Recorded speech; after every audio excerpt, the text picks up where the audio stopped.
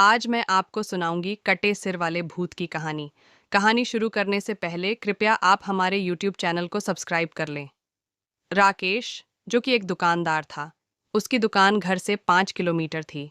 वह रोजाना दुकान पर पैदल ही जाया करता था। एक दिन ग्राहक अधिक होने के कारण उसे घर जाने में देरी हो गई। सर्दियों का मौसम था, जिस कारण दिन का समय जल्दी बीत गया और अंधेरा होने लगा। राकेश दुकान से घर जाने के लिए निकला।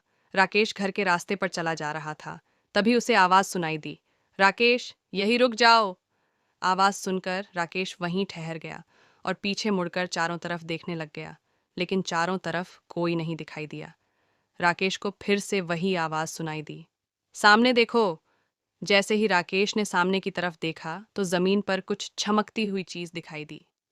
राकेश उसके पास गया और देखा तो यह कोई साधारण चीज नहीं थी, बल्कि एक चमकता हुआ बेशकीमती हीरा था।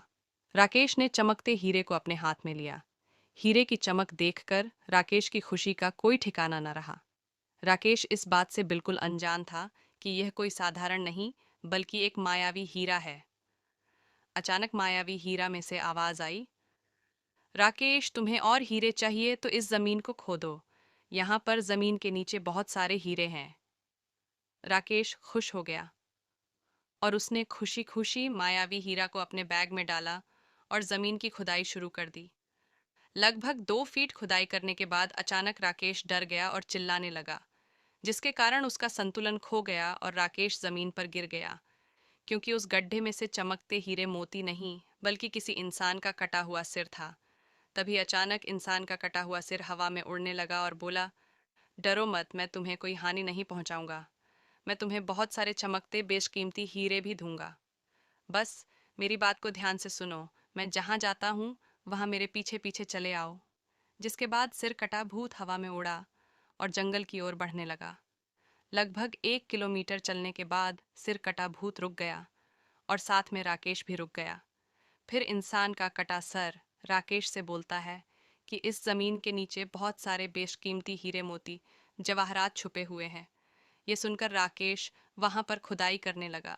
खुदाई करने के बाद गड्ढे में जो मिला उसको देखकर राकेश और भी अधिक डर गया, क्योंकि वहां हीरे नहीं बल्कि सिर का कटा हुआ धड़ मिला।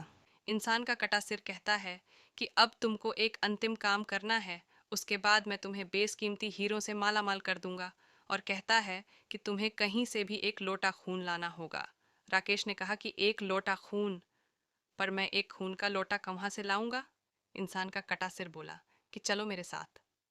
वो डरावना चेहरा राकेश को साथ लेकर थोड़ी दूर गया, जहां उसे एक इंसान को जाते हुए दिखाई देता है।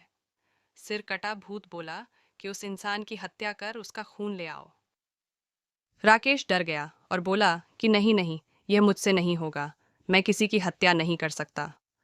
सिर कटा भूत बोला कि यदि तुमने मेरा कहना नहीं माना तो मैं तुम्हारी जिंदगी बर्बाद कर दूंगा। राकेश हाथ जोड़कर उस कटे सिर से कहता है कि मुझे माफ कर दो। यदि मैं उस इंसान की हत्या कर दूंगा तो पुलिस मुझे सजा देगी और मेरी पूरी जिंदगी जेल की काल कोठरी में बीत जाएगी। कटा सिर कुछ तंत्र शक्तियों का उच्चारण करता है और एक छुरी और लौटा प्रकट हो जाता है। सिर कटा भूत गुस्से से बोला कि यदि तुम मेरा कहा नहीं मानोगे तो मैं तुम्हारे साथ साथ तुम्हारे पूरे परिवार को भी मार डालूंगा। मौत के डर से राकेश उस व्यक्ति की हत्या करके खून का लौटा भर कर ले आता है और इंसान के कटे हुए सिर के पास रख देता है, जिसको देखकर वो भूत बहुत खुश हुआ और राकेश से बोला कि यह खून का लौटा मेरे धड़ पे डाल दो। उस सिरकट्टे भूत के कहे अनुसार राकेश ने खून से भरा लौटा उसके धड़ पर डाल देता है, जिसके पश्चात कटा हुआ सिर और कटा हुआ धड़ दोनों आपस में जुड़ जाते हैं, जिसको देखकर राकेश और भी बुरी तरह भयभीत हो गया। जो भी हो रहा था उसको देखकर राकेश की हालत बहुत खराब हो गई थी। भूत को जिंदा होता देखकर राकेश भयभीत हो गया था। भूत जिंदा होकर जोर जोर से हंसने लगा और भयानक आवाज में जोर से बोला कि मूर्ख इंसान, तुमने मुझे जिंदा करके बहुत बड़ी गलती कर दी है। मुझे बहुत तेज भूख लगी है और अब मैं तुम्हारा मांस खाकर अपनी भूख शांत करूंगा। अब पूरे शहर का सर्वनाश होगा। यहाँ के हर इंसान को मैं खत्म कर दूंगा। बुरी तरह से भयभीत राकेश के मुंह से आवाज भी नहीं निकल रही थी, जिसके बाद राकेश वहां से तेजी से भागने लगता है। परंतु भूत ने राकेश को वहीं पकड़ लिया और बोला, भागता कहाँ है? अब भूख शांत करूंगा, मैं तेरा मांस खाऊंगा। वो भूत जैसे ही राकेश को खाने को होता है, तुरंत उसका सिर उसके ढड डच से अलग हो जाता है। राकेश कुछ समझ पाता उससे पहले राकेश को एक अघोरी बाबा दिखाई दिए।